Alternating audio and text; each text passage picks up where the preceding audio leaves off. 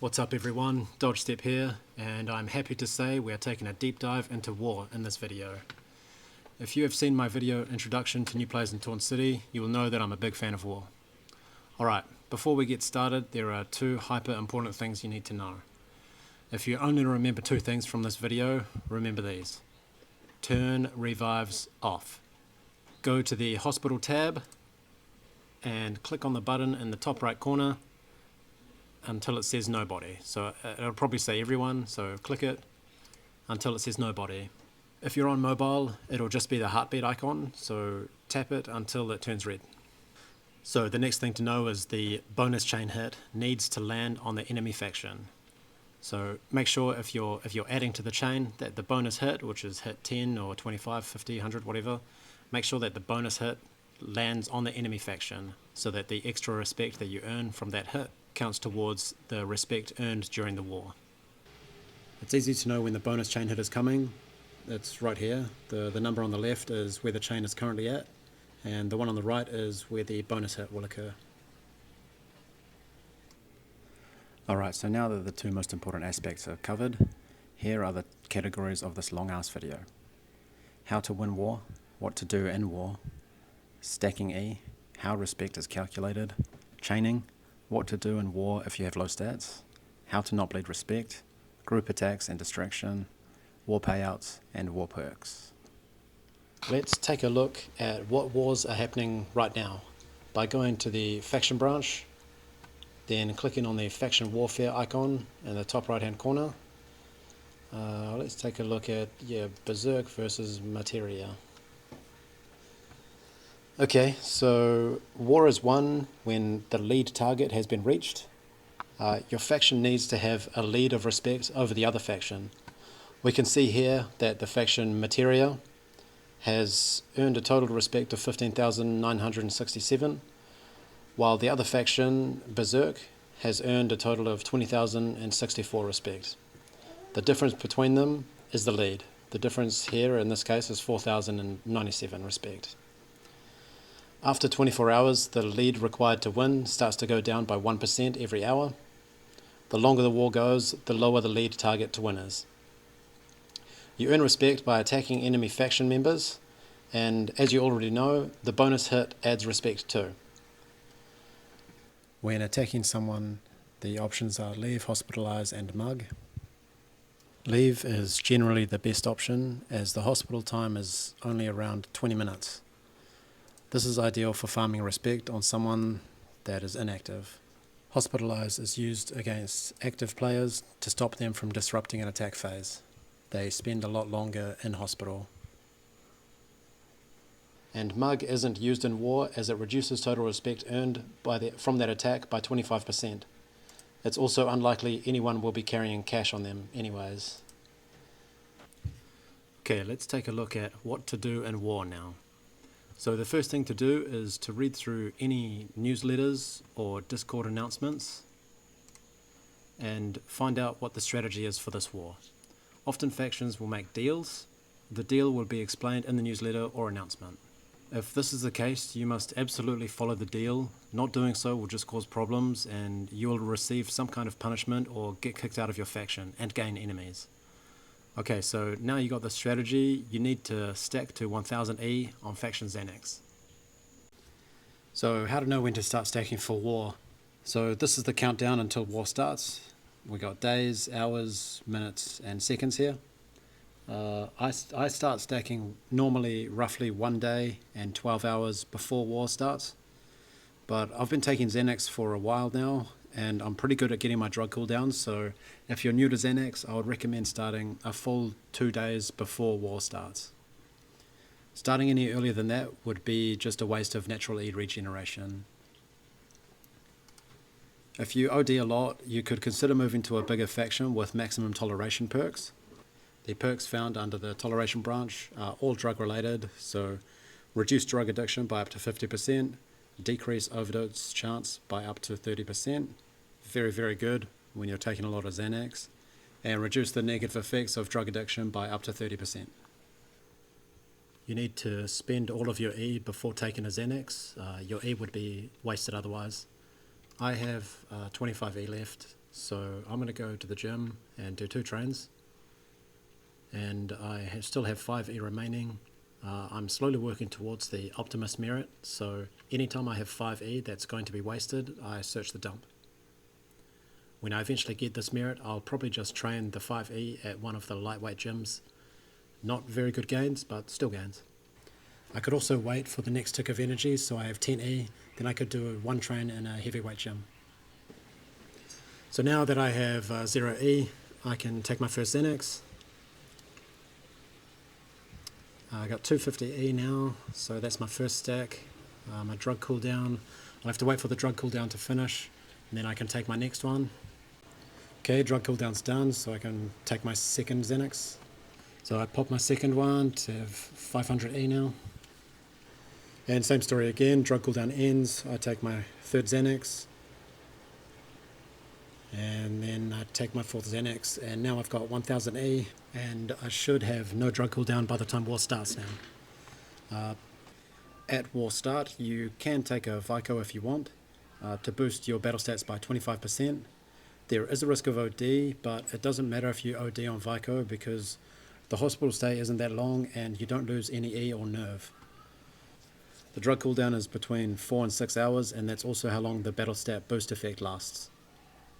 Alright, you've got 1000E now, you popped a Vico, just waiting for the countdown to war. Your faction may have done a spy sheet, so check it out and take notes of the enemies that you can attack.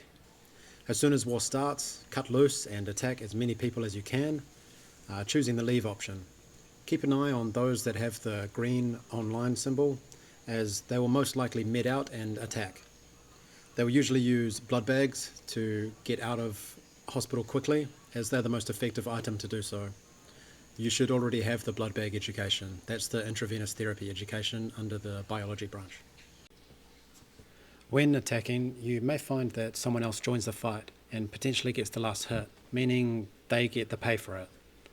This happens often, especially if the enemy is fresh out of the hospital and on low health. Don't get mad about it. It's possible that the other person didn't even know the enemy was already being attacked. If you're both very quick and finish the fight in 1 hit or 2 hits, it can easily be a mistake. However, if a fight lasts multiple rounds with both of you attacking, you should communicate with your faction about it. To avoid this happening, everyone should take a second and confirm that the attack screen says start fight and not join fight. If you have a target that gives you good respect coming out of the hospital, you could post in the faction chat that here's your target and for everyone else to leave him alone. If there is someone with similar stats to you, you may have to share or organize yourselves somehow to ensure you don't waste E attacking the same target. This leads us nicely into how respect is calculated when attacking someone. Base respect earned is level dependent, starting at 1 respect for a level 1 player and going all the way up to 1.5 respect for a level 100 player.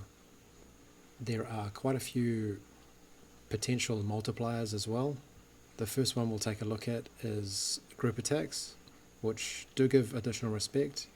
The first additional attacker gives a 25% bonus, and then each attacker after that gives a depreciating multiplier bonus based on this equation. So for example, 3 additional attackers will apply a multiplier of 1.4375. Next is the overseas multiplier. That gives a 25% boost or 1.25 times multiplier. Next up is retaliation. This is when you hospitalize someone that just attacked one of your faction members. It generally occurs by accident and at the very start of war when everyone is online and hospitalizing everyone else online. Retaliation gives a 1.5 times multiplier or 50% boost. Very good. The war bonus gives 2 times respect, and everyone gets it for every attack on the enemy faction during war. Next is fair fight. This is the biggest multiplier. Attacking someone with roughly 75% your total battle stats will yield 3 times multiplier. That's a lot, and it's somewhat of an incentive for members to stay in their weight class. Maximum fair fight bonus basically gives 3 attacks worth of minimum fair fight bonus. So it makes a huge difference in war where respect is required and E is valuable. The best way to earn respect really is the small guys should take down the small guys, the medium guys should take down the medium guys, the big guys should take down the big guys, and your mum should take down my pants. There is only one negative multiplier, and that is mugging. You lose 25% respect for a mug. I don't recommend mugging during war. There is actually another very important multiplier as well. That is chaining. As you may already expect, chaining is exceptionally important in war, and it can very easily be the difference between a win and a loss. Let's take a good look at chaining. A chain is a tool used by factions to help increase respect for the faction. Chains can be started at any time. In simple terms, a chain is a series of consecutive successful attacks made by faction members within a certain time limit. To start a chain, your faction needs to complete 10 hits within 5 minutes. The 10th hit will be the bonus hit, giving plus 10 respect. If you are in a war, make sure all bonus hits land on an enemy faction member. If no hit is made within 5 minutes, the chain will drop and go into cooldown mode. To maintain a chain, any faction member must successfully defeat anyone. Doing so will add another hit to the chain and reset the 5-minute timer. Chain hits can be outside of the enemy faction as they aren't as important as the bonus hit. An important and highly appreciated role during a chain is the role of the chain watcher. Their job is to make sure the chain doesn't drop by doing a hit before the 5-minute mark. Other people will come and go as their real life allows, dumping E onto the chain when they can, then leaving to continue their day. But the chain watcher must remain active, always having enough E to be sure the chain doesn't drop. And when they do start running low on E, they need to post that their watcher shift will be ending soon. There is also a script that immediately opens up an attack screen against a random, very low stat player. Very useful if the chain is seconds away from dropping. I'll put the link in the description. As mentioned earlier, there is also the multiplier. The max multiplier for a chain is 2 times. That's when the chain gets all the way up to 100,000 hits. That's a very long chain and requires preparation to achieve. In war, it's more likely factions will achieve 2,500, 5,000 or maybe 10,000 hit chains. The multiplier increases quickly and then slows down as the hit count gets higher. Any multiplier helps though, so try your best to keep the chain alive. There are also 2 ranked war weapon bonuses that are very helpful in war. They are Warlord, which gives a percentage increase in respect earned upon final hit, and Revitalize, which gives a chance of restoring energy used upon final hit. Note both of these weapons require the finishing hit to be made with the weapon for it to proc. There is also the possibility of Revitalize and Warlord appearing on an SMG. That would probably be one of the best ranked war weapons in the game. There are a few merits to earn for chaining too. Check them out on yata.yt. That's where I track my merits. Okay, let's take a look at what to do in war if you have low stats. So the 2 most important things in war are battle stats and activity. If you have super low battle stats, it will be a tough war for you, but you can make up for it with activity. Attack any targets that you can, and if you have literally no targets at all, adding to the chain and not bleeding respect will most likely be your role until your stats are higher. Even if you're unable to attack, you will still be required to participate in war. I don't think there are any factions that let members train during a competitive war. Adding to the chain still gains respect for the faction, so do it. Your faction helps you a lot. Adding to the chain is often all they ask in return. You may want to consider joining a faction that pays for chain hits. If there is no chain up right now, you will have to wait until your faction starts one. It might seem frustrating, but hang in there. War can be a struggle sometimes, even for players with billions of stats. So as I said, adding to the chain and not bleeding respect is what a low stat player can do. We just went over chaining, so let's look at how to not bleed respect, which means avoid being attacked during a war. There are 2 main ways to not bleed respect. They are time in hospital and flying. You can put yourself in hospital by using either the blood bag of the wrong type or by an ipecac syrup. If your blood type is AB+, it's compatible with all other blood types, so you will have to drink ipecac syrup. You don't have to wait to be out of hospital to again consume a syrup or blood bag. You can self-hospitalize while in hospital. This doesn't add on time, it just resets the timer.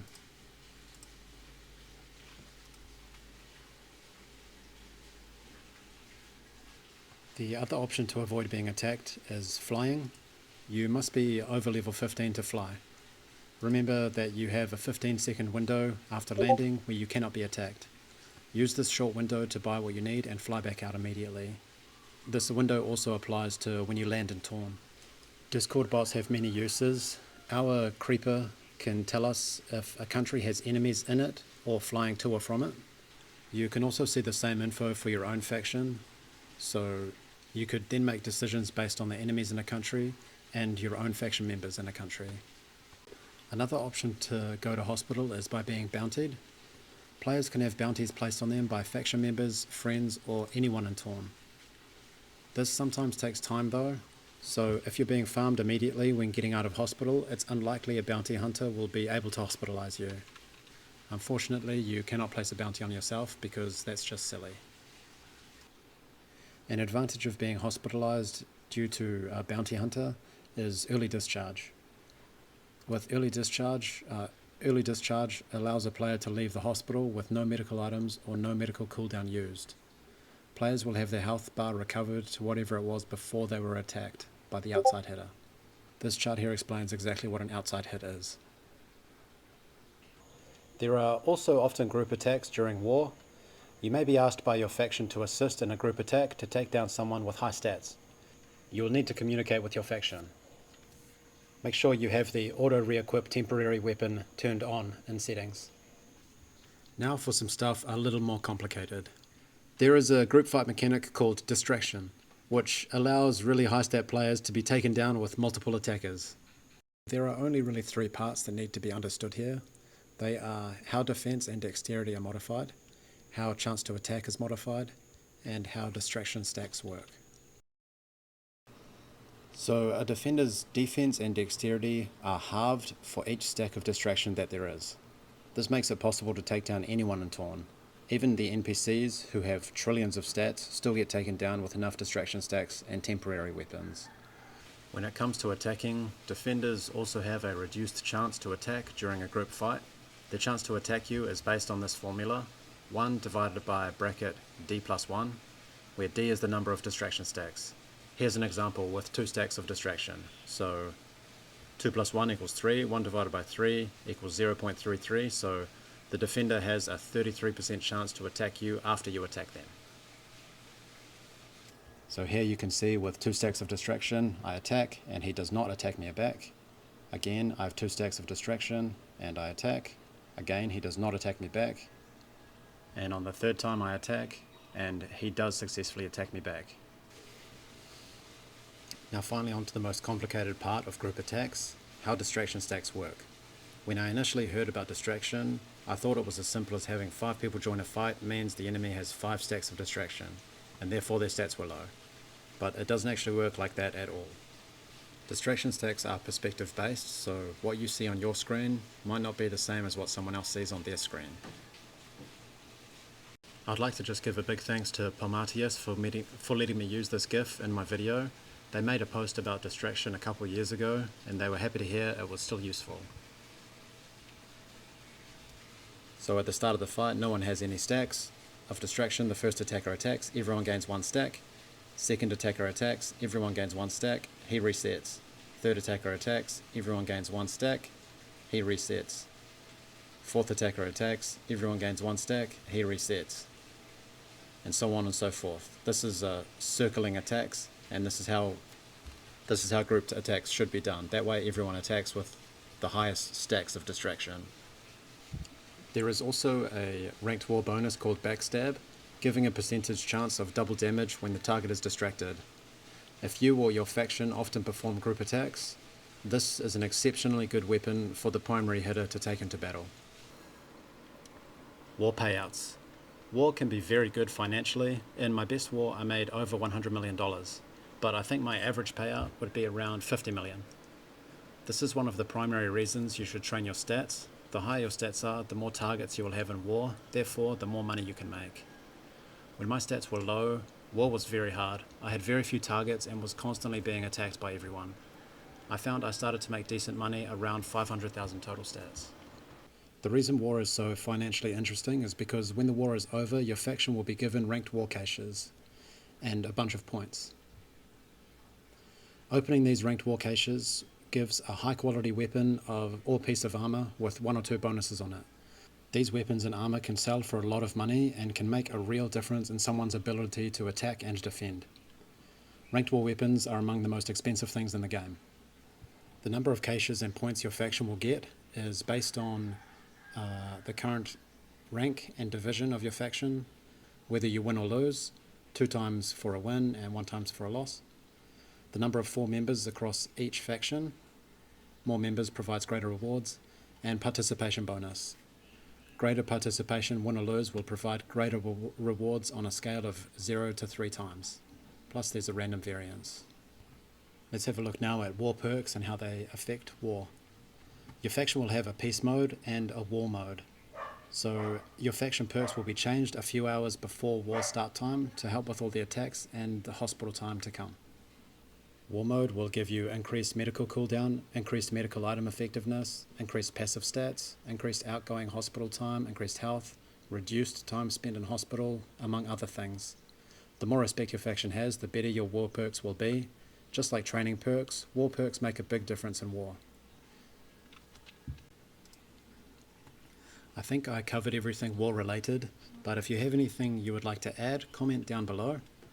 This video took me a really long time, so long that I actually gained 8 levels and changed my profile picture, as well as navigating 132 videos, images and voiceovers. If you're feeling kind, I would highly appreciate a Xanax sent my way, as I must admit I do have a drug problem and I'd like to make it worse. May all your PAs be successful and may your chain never drop. DodgeStep out.